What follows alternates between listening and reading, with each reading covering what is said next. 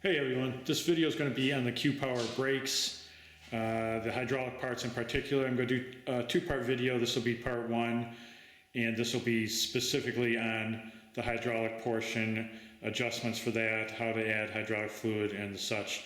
I'll upload a second video in the not too distant future, part two, which will be on replacing the brake pads and dealing with the caliper and adjustments. So first I'm just going to go over kind of what's the components of the braking system and explain how they interact and work together. So let's just start off with our brake handle here. Now this brake handle actually has a fluid reservoir built inside of it to hold brake fluid. And then that goes into this hose. And so this isn't a wire, this is a hose which is carrying the hydraulic fluid down to the caliper, whether it be the front or the rear caliper, the red piece down there.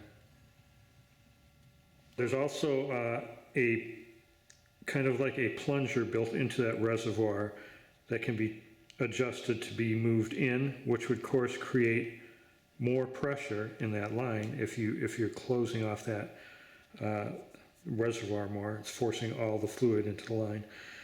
And if you adjust it the other way, it backs it off, which would make it looser. So that actually controls the tightness of your brakes. Like if you pull your brakes and they go all the way to the handle with very little resistance, then that means there's more room in that brake line. There's a lot of room, so you can either adjust it in, or if you need to, you can put more brake fluid into the reservoir, which will increase the pressure and then allow you to adjust it. There's one more thing to it, and that's the brake sense detect. And that's this wire that goes to this little piece right there, and it comes out and it goes down, basically matches up with the similar wire from the other side. Those two match up here in the middle somewhere, and then they go down one wire. What those are just switches, and actually it's a magnetic switch. I have one off the scooter here, and it's just one solid piece, so there's nothing opening, there's no electronics to it. And when I first took this off one, I figured, well, it must be magnetic. Something is tripping it. When you pull the brake handle, it switches a magnetic switch inside of this is what all it is. So you could literally take a magnet and cause this thing to open and close on the wires. So that's all it is. That's how it tells you're putting on the brakes, and that's how it triggers both A, the brake light, and B, the motor braking, if you have that set in your settings, and I'd highly recommend that. There's 3 settings for the motor braking, 0, 1, and 2, and let's take a look at that real quick. Okay, so I've got our display on, and of course you probably noticed this is a different display. It's not the Kiwa stock display. I finally found one that will work with the Q-Power, and actually I think any display that looks similar to this that has 6 wires, that's the key thing. It has 6 wires to connect up to the 35 amp controllers in the Q-Power. I'm going to do another video on this, a short video, really quick, so if you're interested in that, stand by for that. Moving on, though, let's go into the settings. Same as on the old display, I push and hold both buttons to get the P settings. There's P0. Now we're looking for specifically P09. And as you can see right now, it's set for 2. If I push and hold the bottom button, it flashes. Then I can make this say 1 or 0. 0 means no electronic motor braking. That's not good. Then you're using all your brake pads. 1 is kind of a medium setting, and 2 is a high setting. I'm going to lock it in at 2 on this particular scooter, and that's on the high motor braking. And with this set to 2, it's going to brake really hard with the motors, and you're barely going to even have to use your brake pads. So if you want to save your brake pads, put that P09 setting on 2. But be prepared, because you kind of almost have to brace yourself. In fact, I would say brace yourself when braking, because it's that good. It stops you very quickly, and you got to be prepared for that, especially if you're going pretty fast. You need to be prepared for that sudden stopping. So you have to brace yourself. On mine, personally, this isn't my scooter, but on mine, I leave P09 set to 1 because I'm not that aggressive on my brakes at all, and I'd rather have the mid-range of the motor braking. It's not as excessive, and I won't be surprised by it when I'm braking at all. The motor 2 or the 2 setting, again, just warning, if you set it to 2, test it out. It just would take some getting used to is all, but be careful with that one. Anyway, so that's how you check your electronic brake setting. 2 is the highest, 1 is the mid-range, 0 is completely off. Okay, so next thing is I mentioned there's an adjustment, so you can adjust how much pressure is in the line, basically pushing a plunger in or bringing it back out inside that reservoir, which changes the pressure of the fluid and the pressure in the line to the calipers, and that gives you your feeling on your grips here. Again, maybe you have too little pressure in there. If you had too little pressure, you'd be able to pull these handles and see mine are stopping about right there. If you pulled them and they went all the way back to your handlebars, then you really have too little pressure in that line, meaning you adjust this if there's enough room to adjust it, or you need to put some more fluid in the line. Now, and this one I'm going to demonstrate that. The adjustment is right here. If you look behind the brake handle. Okay, so there's that adjustment screw right behind the handle, right behind the brake handle, followed up. And it's a little Allen screw sticking out right there. If you turn it clockwise, it tightens, of course, which pushes the plunger in, which would create more pressure, which would give you a harder, stiffen up your brake handle. If you unscrew that counterclockwise, so the screw's coming out, it's going to expand the reservoir, giving it less pressure. So that's the first thing you'd want to look at if you have like loose handles, you come all the way back, whatever. Check your adjustment on this. Now, mid-range of the adjustment is literally right at the edge of the metal there. So I can see right now that one is turned more clockwise in than the middle. And if I look right there, I can see it's turned in quite a ways actually. So it's the plunger's all the way in. Not all the way, but it's more to this side than it is to that side, which is fine. And actually, these handles are fine to me. I like them where they're at. That's fine, but there's not a lot more room for adjustment there if you wanted to tighten it more, or if you had to tighten it maybe as your brake pads wore down or something. So what I want to do is I want to add some brake fluid to this. So if I add some brake fluid, then I can have that plunger opened up more, so I have more of an adjustment left when I'm done. Now, if we look at the other side, the rear brakes, you can see that screw is right there in the middle. And if we look this way, it's actually a little bit more to the other side. So it's almost right in the middle. That's good. It's a little bit to the other side. That's fine. It's close enough to right in the middle, where the other one is screwed in almost all the way. So this one has range of adjustment on both sides if you wanted. And right now, the handles are pretty good where they're at. So this one I'm leaving alone. Don't need to do anything with that. But this one I just want to, for demonstration purposes. I mean, if this were mine, I wouldn't even worry about it. But as long as your handles feel good to you and they do what they need to do. But in this case, I just want to show you what to do with the brake fluid to add some.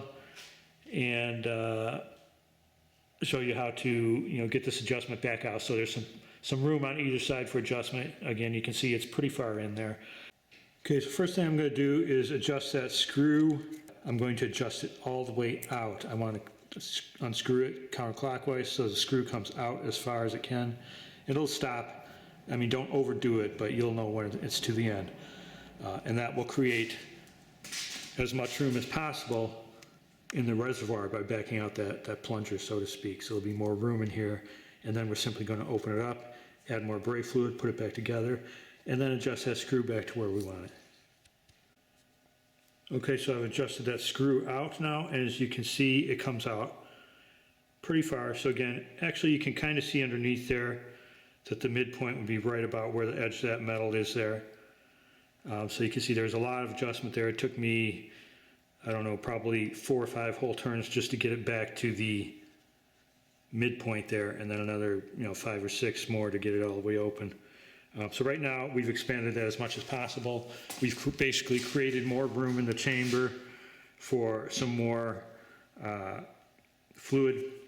Now the fluid we're going to use, it's not regular brake fluid like you get for a car. It's specific for these types of systems, and it's based on mineral oil. And so it's similar for pretty much any mountain bike or anything with hydraulics, or any of these scooters are, I'm sure, going to be using the same type of stuff. So don't just use regular brake fluid from, you know, an auto parts store. Get this stuff here online. Okay, so now that I got this completely backed out or opened up this chamber, which lessens the pressure, you can now see the result on my handles. If I pull the handle back, I can take it all the way to the hand grip. So not a lot of pressure in that line at the moment, which demonstrates what this setting is doing here. When I had it screwed almost all the way in, maybe not quite all the way, I got to where I could press it to about that far, and that's what I was looking for. But again, I want to get it right, roughly in the middle, kind of like this other side is. So there's room for adjustment in both directions if you wanted to. So again, that's the result of something like that. If your handlebars if your brakes are doing this, going all the way to your hand grips, then there's too little pressure in your line. If this adjustment is way out like this, great. Turn this screw in clockwise, and that should stiffen up like we had here. If I turn this into where it was, then my brakes would be okay there. Okay, so the next step is, now that I got that opened up and created some room, I need to remove basically the brake line off of the handlebar so I can manipulate which way's up on it better. So I'm going to take off my hand grip, and it looks like that's it. My brake handle's next in line, so that's all I got to take off after that. Okay, so I actually went ahead and took everything off the handlebar, my throttle, display, these switches, everything, just because for clarity of this video. So what's going to happen here is I'm going to loosen this line. This is attached to the hydraulic line, the hydraulic hose. I'm going to get a small wrench of some sort, or maybe just pliers or something. Wrench would be better, box wrench ultimately, and loosen this. This hose being as small as it is, the diameter inside, you know, compared to like a car hydraulic hose. I've had these off before and even had it pointing down, and really hardly anything came out of it because it's just so small. It's not easy to do. It's not like unlike the reservoir here, which is holding a bunch of fluid. Now, if you were to tip this sideways or over, all that fluid would come pouring out. Which, if that happens, it's not a big deal. You can always fill this up as long as you get that mineral oil brake fluid right there. Okay, so I'm going to proceed with taking this off. Again, if you have to have some way of holding this straight up in the air. You don't want to tip this if at all possible. If you have another person, great, have them hold it. So next thing I'm going to do again is remove this hose right here. And this nut is 8mm. I got an 8mm box wrench here. This would be the best thing to use. Fits on there perfectly. So I can now take this off. Okay, here's a tip, something I forgot. You can't really unscrew this hose because this nut is attached to the hose. So unless the hose were completely loose and you can turn the whole hose, you can't do that. So what you got to do is just make it loose, like I've got it now, and then you're going to have to hold this part in your hand, keeping it facing up, and unscrew it from the hose. Again, this would be easier if you had two people, so one could hold onto this and unscrew it while the other controlled the hose, or you can just do it the way I'm going to do it now. Pull this off here, hold it in my hand, and hold one piece with one hand, the other piece with the other, and then unscrew this part from the hose rather than trying to unscrew the hose from this. That's the only way you're going to get this off. Again, be very careful. Try not to dump any fluid out. If you do, don't worry about it. You can replace it later. One more thing I forgot about. You have to remove this wire. You've got the same problem where this thing's going to twist up as you try to undo that. So we either have to remove the two screws here, that's what I'm going to do, or we have to go inside of the housing and find where this wire connects up, which is a 2-pin plug that you can unplug and then free up this wire. But that requires a lot more work to me undoing all this. I'm simply going to take out these two small screws, and then this piece will come off of our handle. Okay, so I've now removed the magnetic switch I mentioned earlier that screws onto the bottom of your handle. One other thing, be very careful what you do with the two screws that you pull out of there. You don't want to lose these. You need to put this thing back on for your brakes to work properly. Again, that's that magnetic switch. So I've got that taken off of there. I'm going to put my screws somewhere where I won't lose them. And now I'm going to proceed with what I set out to do, unscrew this piece, which is fully free from wires now, from the hose. So I'm going to gently do that, and keep in mind, you want to try to keep this part with the reservoir pointed upwards. The hose is pointed downwards, but as soon as I disconnect it, I'm going to move the hose upwards. I doubt I'll even lose anything out of it. Now I'm putting pressure, see I'm pushing on this to keep it against the hose while I unscrew it, because I don't want it to come off until I'm ready for it. I think it's loose enough now, so I'm going to disconnect it. It's not loose enough, so I've got to keep going. Give it a couple more spins. Now I think it's loose enough. Okay, so you can see I'm still holding this piece up because I don't want to dump any of the fluid out. And as soon as I disconnected it, I lifted the hose so it's pointed up.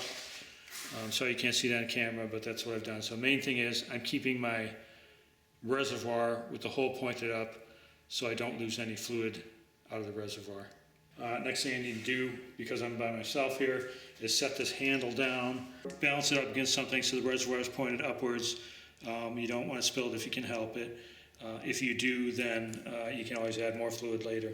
So I've got that set down now. Now I've just got this hose I have to deal with. And I'm just going to take well, actually I can just put it right behind the handle here, tuck it right behind the handle, like that.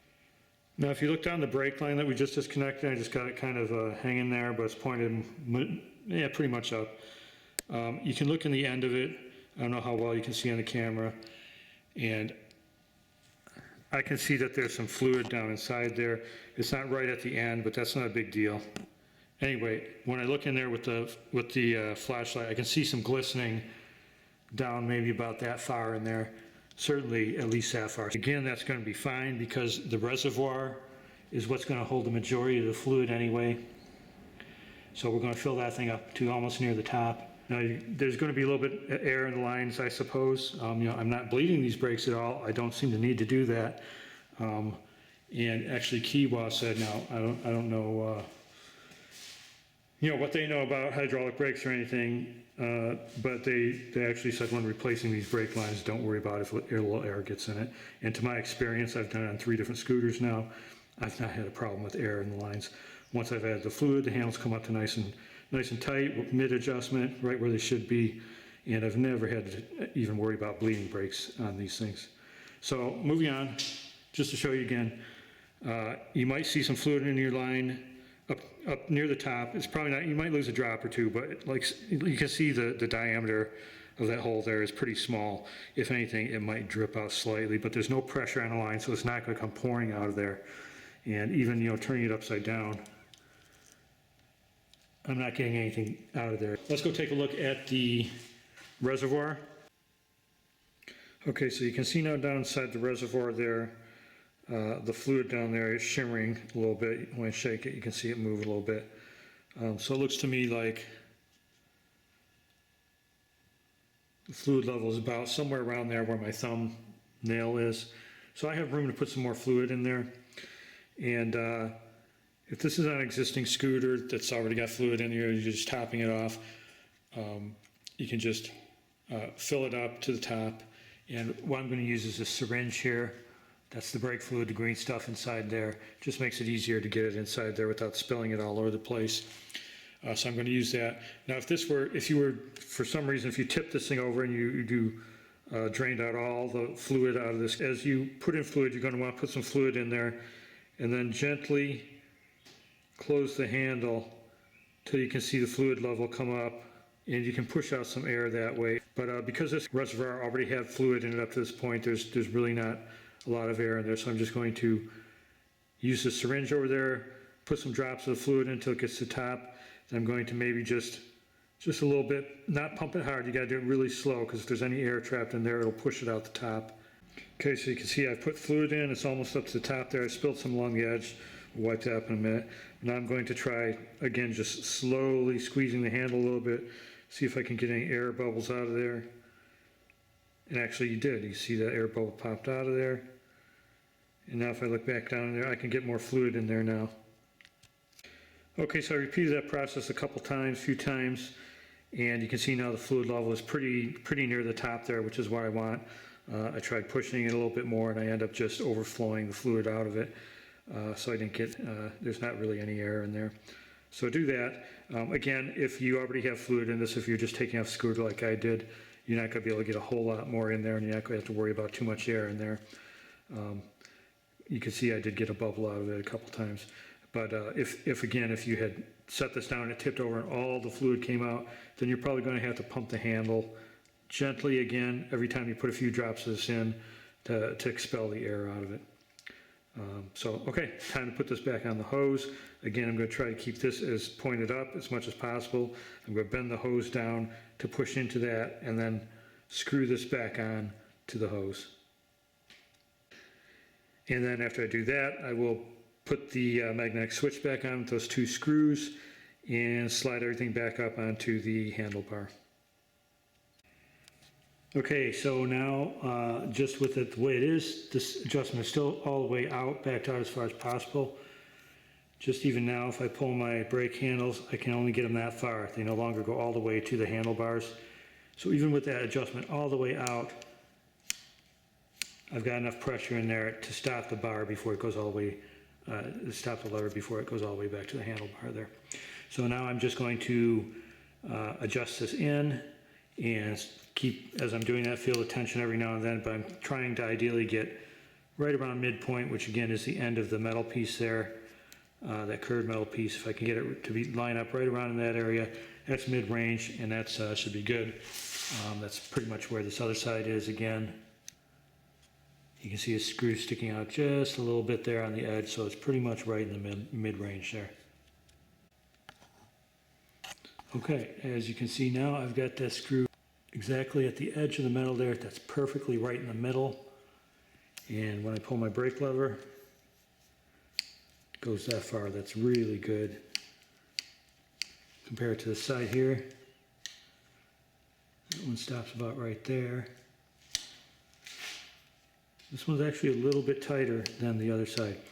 Now here's the other thing about this. So this all worked out good. We put some more fluid in the line.